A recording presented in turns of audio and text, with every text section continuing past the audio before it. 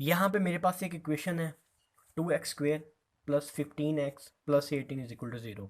अभी आप यहाँ देख सकते हो कि x की पावर 2 है, यानी कि x की पावर ये 2 डिग्री यानी कि डबल डिग्री जो है वो इक्वेशन है। x आ रहा है यानी कि ये एक क्वाड्रेटिक इक्वेशन है। अब इसमें जो x² वाली वैल्यू होती है उसको हम a कहते हैं, जो x1 वाली वैल्यू होती है उसको हम b कहते हैं, और जिसके साथ कोई वेरिएबल नहीं होता वो हमारा c होता है। हमारा जो फॉर्मूला है वो है x is equal to minus B plus minus B square minus 4ac divided by 2a।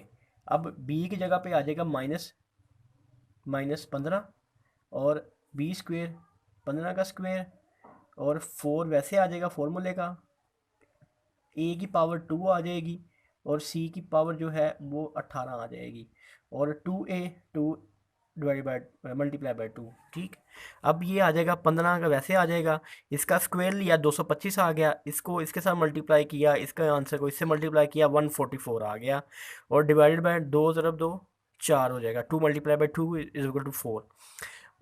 -15 वैसे आ जाएगा, इसमें से इसको माइनस किया 81 आ गया, डिवाइडेड बाय 4 कर दिया।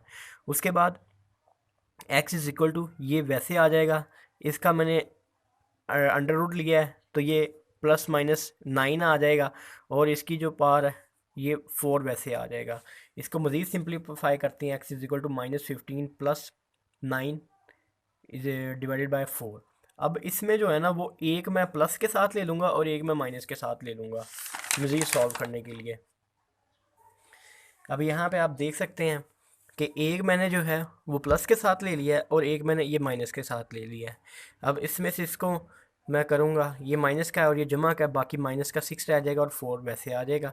इसको इस पर करूँगा 2 2 3 6, तो ये 3 माइनस का 3/2 आ जाएगा, और इसको इसमें माइनस माइनस करूँगा तो ये माइनस का 30 हो जाएगा डिवाइडेड बाय 4, और इसका जो आंसर है वो -3/2 और -30/4 इसका जो है ना वो आंसर आ जाएगा।